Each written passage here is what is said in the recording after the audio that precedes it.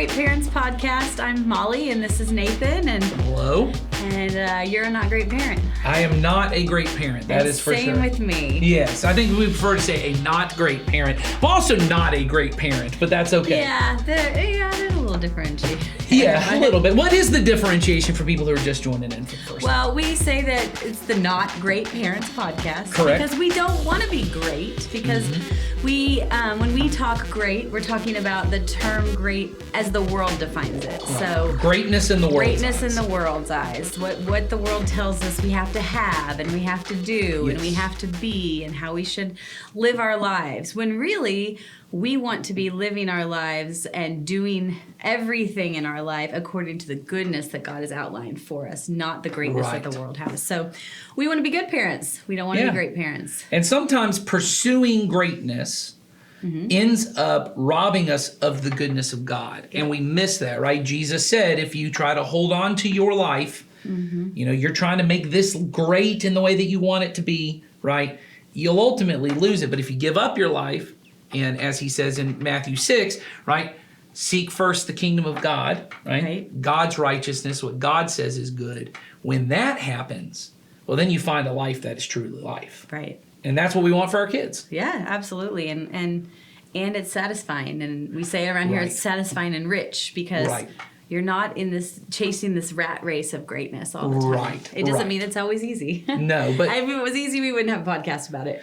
No, that's true. Or we would still have a podcast, but it'd be about something different. Yeah, we'd come up with something else. We could talk to you. We're going to have a podcast. Oh, we're not going to not have a podcast. True. Why wouldn't we not have a podcast? If of all the things we could have, a podcast seems like the one to do. So. Yeah, plus it's talking and us, Yeah. Regardless, Molly and I would be in this room talking, whether the camera's rolling or not. That's true. Well, we've been doing a series called Confessions of a Not Great Parent. Correct. And we have been taking confessions from you all. We have a link in our show notes, and you can click on that and send us some of those or questions that you might have. But we've been doing confessions lately. And what we do with these is we are presented with a confession, and then we kind of talk through it, and we say, you know what? In some of these scenarios, we confirm that that what you're saying is actually the track of a good parent and a not great parent. Yeah, that's a thing that no great parent would ever confess and say out loud because it feels wrong, or it feels like you're somehow, limiting your kids, right? You shouldn't say that about your kids. But a good parent might actually say that or something similar. Right.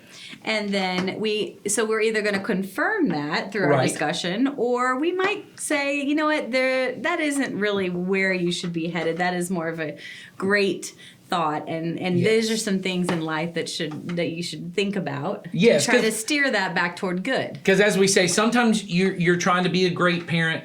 Sometimes you're trying to be a good parent, and then sometimes you're just a straight up bad parent. Yes, which we all have been before. We all have been bad, terrible parents, whether we like to say that or not. Yes, my daughter certainly loves to call this the Not Great, Terrible, Worst Parents Ever podcast. Yes, so she can't. She has a lot of faith in us. She's not really a listener. Yeah, she's not going to listen to this. No. But we've said that there's a history within Christianity that there's this practice of confession, and there's really two sides of confession. There's the confession of sin, right? So when I admit I did something bad, right? I did something wrong, and this is the way I behave as a parent, right? This is the way I think as a parent, and I want to correct this, and I need to confess it, right? And maybe great parents would never confess it because they're afraid they'll get canceled, right?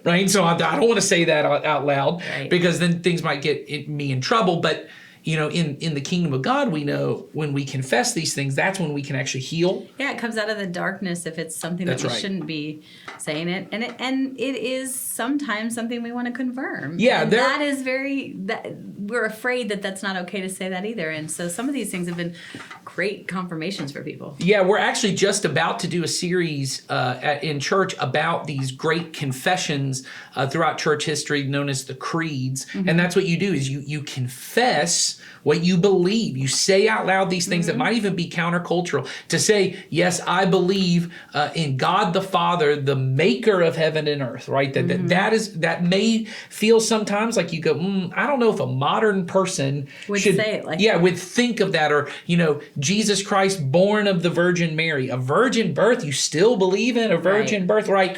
But these are things that, even though they're countercultural, we want to confess. And I think today's confession that actually got sent into us in that form that Molly's already mentioned is one of those that when we confess it, it feels almost like a sin to a world of greatness. Yes. But it's actually a blessing in a world of goodness. Yes, we took one look at it and immediately went, well, this is a good one to confirm, because it is definitely something that the world would tell you, you shouldn't say that. Right. But God would tell you that you're on the right track.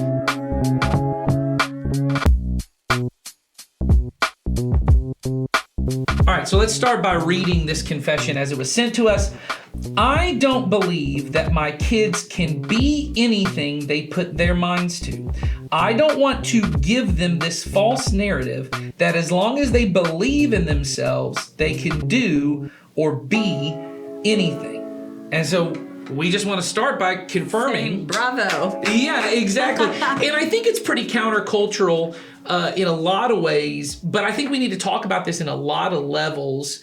And first, just start with the practical, literal level, which is none of us really think that our kids can be anything that they set their minds to if they believe hard enough. And the example I used to always give when I would hear this with parents is when they would say, I want my kid to think they can be anything they want to, as long as they set their mind to it. And I would say, well, you don't treat them that way when they say they're going to be an artist. Yes. Because when you go, oh, well, you can't make any money as an artist, you'll have to do something else and do art on the side. And they said, well, I'm going to be the artist who does make hundreds of thousands of dollars. You don't go, well, that is anything. So you can be anything. Yes. You try to quickly tell them, no, and kind of guide them and steer them in different directions. Yeah. Why is it then, Molly? So, I mean, and, I mentioned before we started filming, there's the pretty hilarious, you should probably look it up, Key and Peele sketch. And I think it is You Can Do Anything is the name of it. I think that's right. But it's a post-game NBA interview with a guy that's kind of teasing the Kevin Garnett winning the NBA Finals, and anything is possible, and he shouts it right at the end. And so he starts saying, you can do anything, and then he starts telling kids to start jumping off of buildings because they can fly if they put their minds to it, run out into ongoing traffic, and the reporter then has to backtrack everything. So we don't literally think they can be anything. No, and if you do think they literally can be anything, listen carefully. Yeah. We want you to know that your child is not the exception to the flying rule here. Yes. Let's deal with that. So let's start with why this idea, which once again we don't think means literal. What do you think parents mean when they say you can be anything you set your mind to? What are they trying to say? I think they're trying to say you can strive for any kind of greatness you want. So with determination, with work, with focus, you can be who you want to be. Right. And I think most of the time when we say that, we're referring to a career. I think most of the time, or at least some kind of ambition that is definable, right? I think we tell them, the sky's the limit, right? That you can be anything you want to be as long as you put your mind to it. And I think what we're trying to do, and I think this is the good part, is that we are trying to encourage our children not to give up. Mm-hmm. There's good parts of it, yes. Yeah, don't give up when things get hard, because if you do put effort into it, a lot of results can come. That is something I think all of us should be saying to our kids. I have young kids who work at things. That's okay. Yeah, we want to work at things. We want to do our best at things. And I would say this, more things are possible than your kid probably thinks are possible. But not anything is possible. Sorry, KG.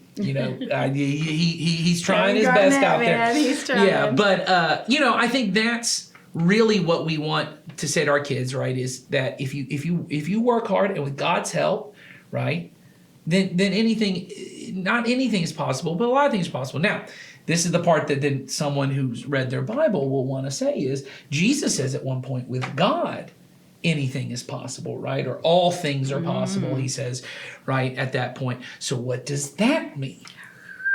Are you asking me? Just kidding. Yeah. Are you asking me? I'm kidding. No. Yes, I mean that is That is a something, true and we statement. start that early with kids. I mean, that's one of Yes. the first, fundamental things we're telling children is God is with you at all times, and That's with right. God, everything is possible. Right. And I think the important part that Jesus is trying to get there, and this is an important part, I think, when you read almost anything where Jesus says something that feels like an absolute statement, often what he is putting before it is some version of with God, or at one point he says, if you ask for anything in my name. In my name. Right? You got to look around. Yeah, you got to read just the isolate context. the one thing. You got to look in the context, and not even just the context of what's in front, right before it or right after it, but in the context of the way that God speaks to us, the way that Right. Jesus spoke to us. The entirety of Goodness. Scripture. What is Yes. it? What is like Jesus' character? And what Jesus is trying to say. One, at that point, there might be another point. The point that I'm thinking of when Jesus says, "With God, all things are possible." One is he does say.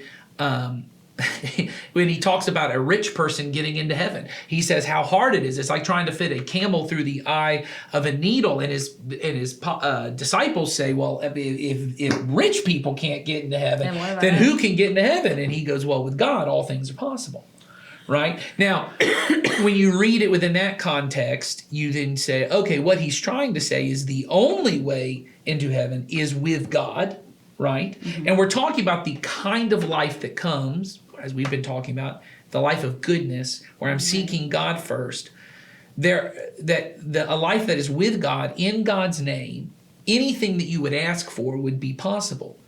But that presupposes that you are doing so in God's name, with God in his character. Therefore, you are only asking for things that God would want to happen. And once again, Jesus is trying to make the point here, like when he says, if you have faith the size of a mustard seed, you could move a mountain. Right. He's trying to do what we want to do with our kids, which say there are more things possible than you think are possible. Right.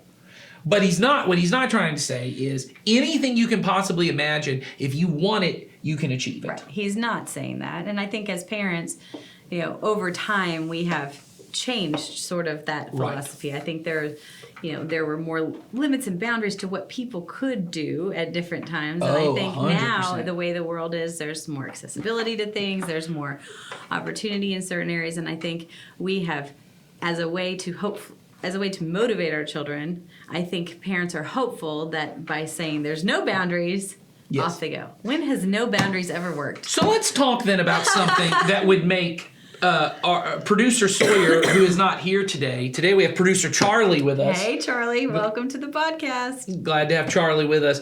This would make him so happy, so it makes me so happy that he would not get to be here. I want to talk about the multiverse. Just for a moment. Okay, this would make him so happy. I don't know if you've noticed, but in movies and TV shows today, there's this really hot button thing. Everyone wants to talk about the multiverse. Yes. Right? That there are all these universes that And you could, portal from one to the next, right? yes, or that there's all these possible lives that you could be living where anything is possible. And the two that I think are the biggest ones happen to be two of producer Sawyer's favorite movies. One is Spider-Man Into the Spider-Verse. Okay. That's very popular if you've got kids. Another one that won the Academy Award, Everything Everywhere All at Once. Okay. All right. Both of these movies are this idea. And I think the reason these things are so popular right now, and I think really the reason that we're really fascinated with this multiverse theory, which has kind of been around for a long time, but it's very theoretical. I mean, the entire idea behind it. Anyway, we don't need to get into that, but the idea. We'll hit that one up on the next. Next time we have a theoretical Next time we have physicist. the movie guys on, we'll hit up that topic. But I think the reason that it is so exciting to people, both of those movies, is this idea that I could be anything. Yeah. And that in another life, I was this way. And in another life, I was this way. And I could have done this. And I think the reason it's so attractive to parents, this you can be anything you put your mind to, is often as parents, and that's really the idea behind Everything Everywhere All at Once. Have you seen that movie? No, but It's a really fun movie. It's a really fun movie, but it's also really sweet, and there's kind of ending to the movie. I will say it is definitely a rated R movie. This is one of those parents only movie. I'll just give you that ahead of time. Okay, good to know. Don't put it out with my. Yeah, do not have your 5-year-old watch Everything Everywhere All at Once. But I will say the premise behind the movie is that the main character is starting to jump between worlds, right? Because her daughter has kind of grown to become this person who can jump between all worlds and is kind of bringing them together because she grew up with this belief that she should be anything that she could be, that she has this limitless potential. She felt like she was not living up to that potential. And she gets to a point where she is at such a depressed point. The point of the movie kind of comes to she's actually wanting to end her life and all existence because she has gotten to this point that when anything was possible, that means I'm always a failure. Yes. Because if anything is possible, that means there's never enough. There's never enough. Spider-Man Into the Spider-Verse is almost a very similar thing, right? You have Miles Morales, who's this character who thinks he should be doing more than he wants to, and he starts to look out and seeing, oh, I could be all these different things, right? There's all these other Spider-Men, right, that are doing well. And what he comes to is, I just have to be really within the life I was given. Right. This is the life I live. And I've got to do well in this life, not be imagining the Spider-Man I could have been, right? I think the reason that when you get beyond the humor in the movies and the action in the movies, the reason these things resonate with us is because I think always this has probably been a problem, but really since the advent of the internet and all the things that you've talked about. Yeah, comparison and things like that. I mean, the grass is always greener, and it's look who I could have been. It's easy to see. I could have been this, or there's so many movies and stories about if I would have. I can't tell you how many books are out there about if I would have made this one choice different, what would my path have been? Yes, it's like those old Choose Your Own Adventure books. You're probably too young for those. No, I remember Choose Your Own Adventure books. They're some of my favorites. Yeah, it's like that, but. You can't go back. Yeah, you think if I could just go back a couple pages. Page 12 and let's try this other route. Oh no, we went off a cliff. I didn't make that choice. My finger was still on the other page. Back to the other page. I'm going back to the other page. I didn't leave the finger. I loved those books. I had all these internal only life rules. Was like that, yes. Because I was like, if my finger left the page, then it's set in stone. You can't just flip back to a page. But if your fingernail holds right underneath it. That's right. You didn't completely turn when the page. I breathed, it blew the pages open. That kind of counts as opening it back up. Exactly. But you know what I mean? Like that. 100%. It's everywhere. It's movies, it's books, it's just the idea we're all dreamers and we think of things differently, and like it's good to want to, like we said, it's good to want to do well and achieve certain things, but it's not reality to think sky is the limit. Absolutely. And so as a parent living in the goodness of God, I need to help my child understand what that means. Yeah.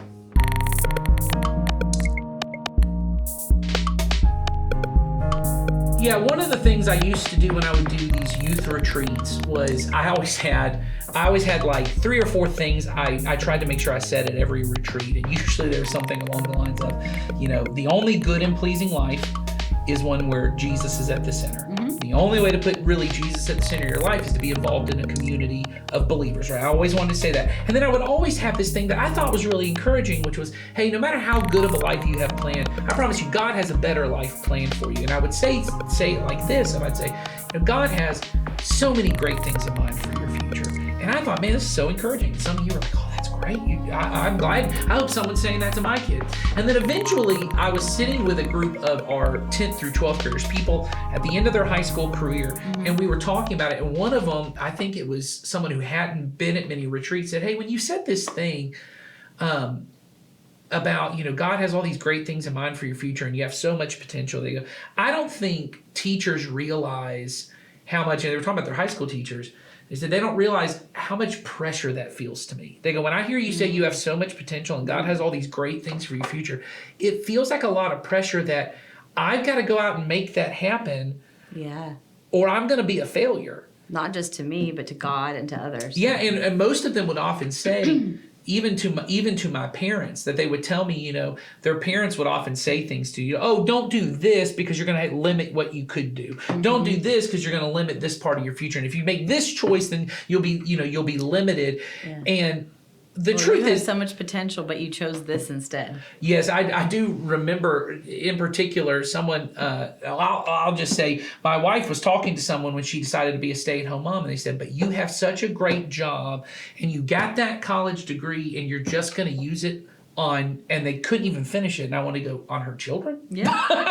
on her children? on loving her children. But they said that too, I just hate for you to give that up just to be a mom. And I remember her thinking, but this is ultimately what I want. Ultimately what I want is I really want to invest myself in these kids. And it doesn't mean if you're a working mom that you can't. I mean, I had the same thing happen when I left a corporate job to come here. Sure, yeah. It doesn't make sense always to people, and they would say, but because I was doing well in that company. I was a manager and all this stuff, but that wasn't the life I wanted, and I knew that wasn't what God wanted me to do either. Yeah, and I think it's really important, to not create this multiverse way of thinking for our kids, that anything is possible. Because so I know the person who sent is, I don't want them to just think if they believe it, they can do it, right? Which I think is important because that's just practical, because that's not true. Right. But I also think what's worse is, one, that they eventually do believe that they can do anything, and therefore anything I choose closes the door. One of the greatest things my dad told me when I was a kid, and I started saying it to other people, was, and it's so simple, but a lot of people don't think about it this way. Every decision you make, you say yes to something and you say no to something else.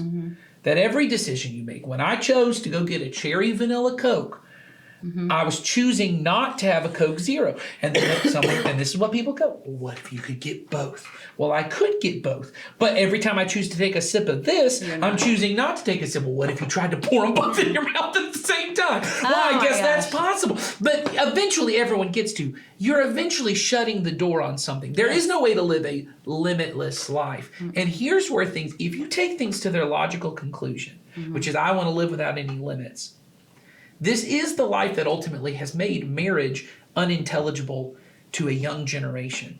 Oh, yeah. Because people tell them, well, how can you know, I got married at 19. How can you know at 19 you want to be with this person the rest of your life? I had a bunch of people say that to us when we got married. How can you know? And I said, the question is not whether I want to be with this person the rest of my life. The question is whether I can make a choice at this point and stick with it. Stick with the choice. Which everyone seems to think 18-year-olds can do when they sign up for the Army. That I could make this choice and maybe have my life ended because of this choice. I'm going to go off and give my life. People seem to think that's an acceptable choice that someone could make, right?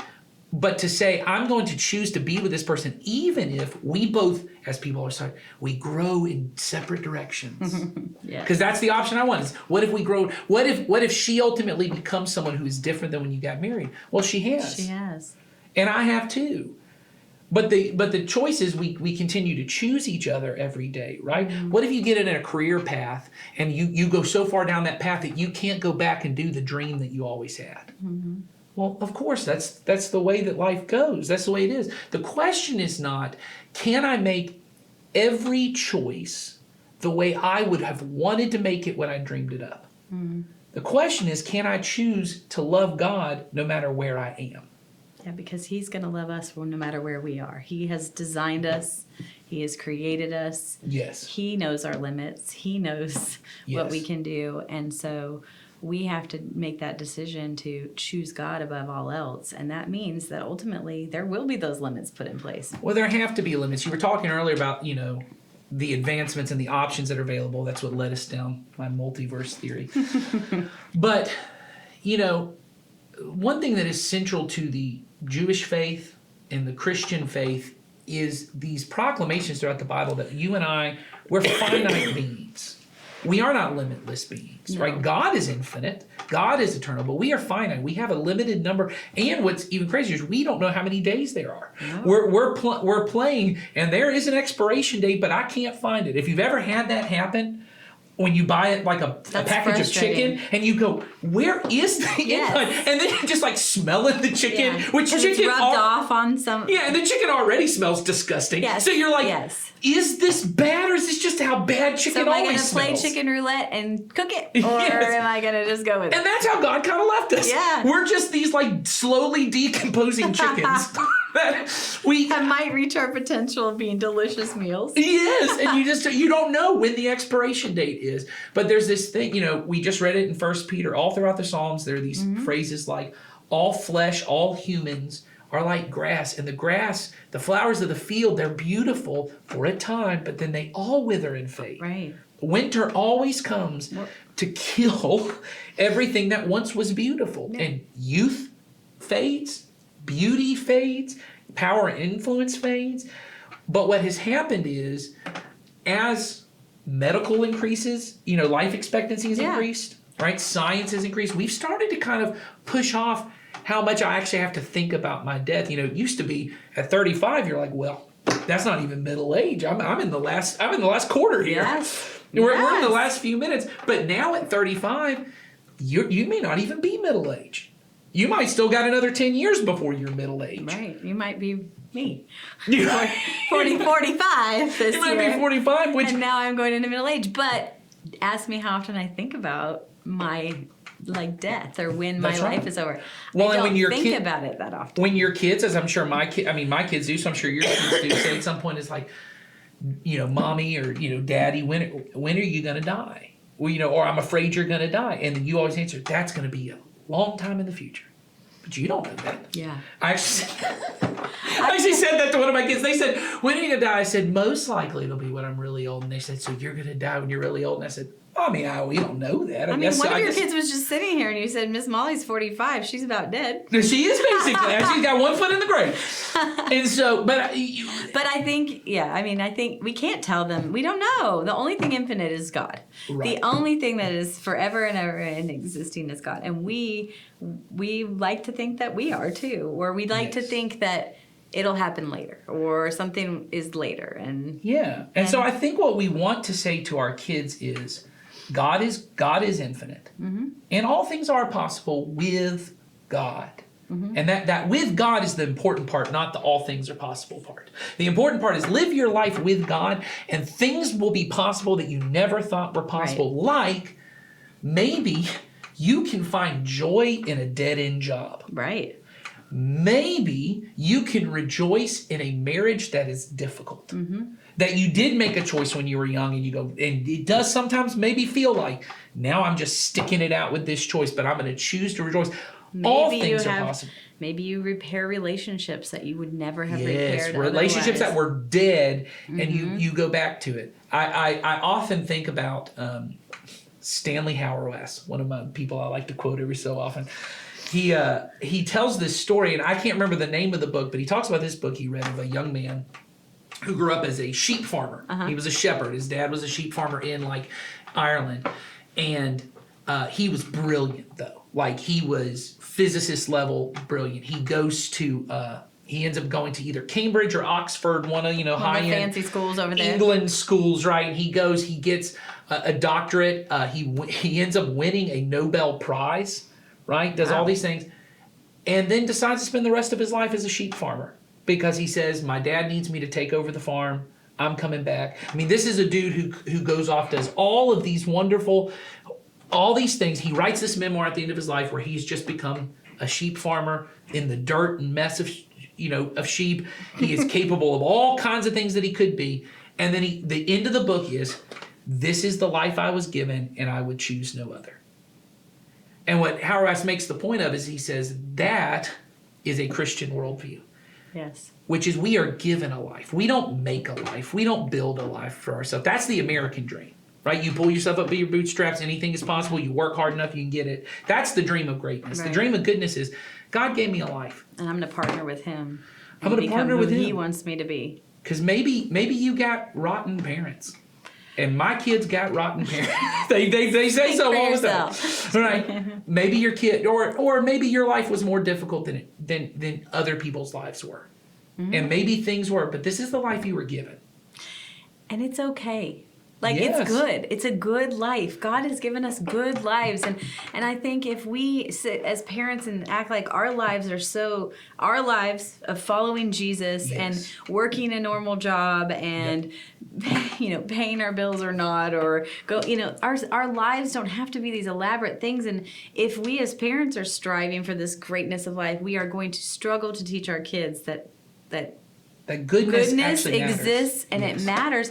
And that it's fulfilling, and it's fulfilling to me as a parent too. And so what if you could say to your kids when they start talking about their future, because I think this is when it comes up, right? I think most of the time. Or when they're struggling to do something, instead of saying anything is possible, or you can do anything you set your mind to, say, look, God made you, right? They're struggling with something. You say, God made you with a body and with a mind, and God intends for you to use that And so we just want you to use it to the best of your ability. I want you to work hard no matter what you do, no matter what it is that you end up doing. One of my daughters says that what she really wants to do, she just wants to cut hair. She said, I just really want to cut hair. If I was going back in my life, not from now, but earlier Sure. in my career, that would have been what I do. Someday I'll That's tell you. your multiverse Someday theory. I'll tell you all about going to beauty school for an interview. Well, there you go. But that might need to be its own episode. But I said to her all the time, honestly, for her, and there's this thing in me that wants to say, and this is the part that I had to wrestle with. So I'm going to say the ugly thing first, and then I'll wrestle with this. I want to say, you're capable of so much more than just cutting hair. That was the thought I had. I'm a very career, success-driven person.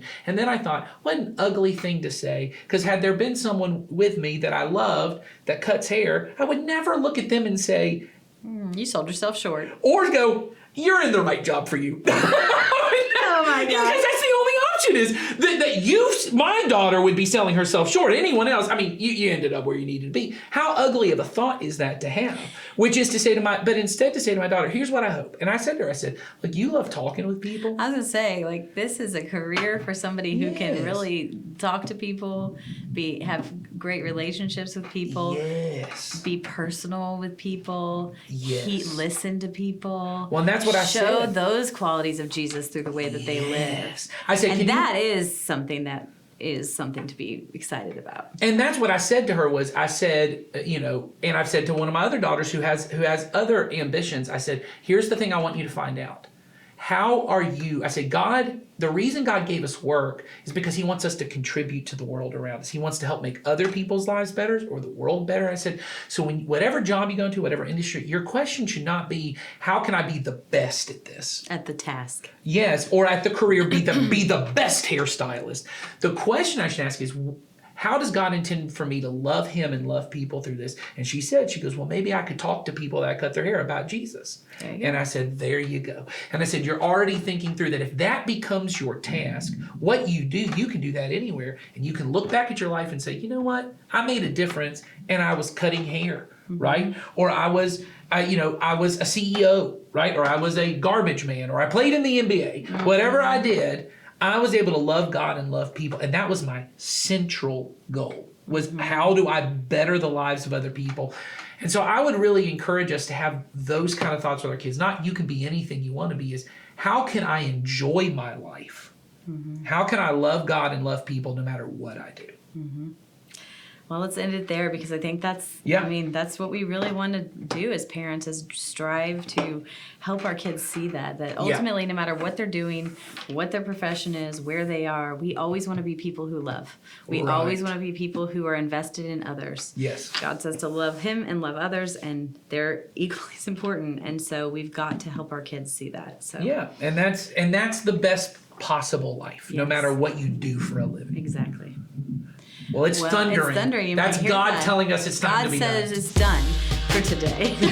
Not it's done forever. It is done. I don't know. This could be it for me and Molly. If you don't hear from us, If this is the last our episode, grass has withered and our flowers have faded. we are not infinite. So Anyway, send us in any kind of confessions or questions in the show notes, the links in the show notes, and we want to hear what they are. yes, Send us all of your stuff. So all your secret. all your secret confessions, we want to hear it. Have a great day, and we'll see you next time. Take care.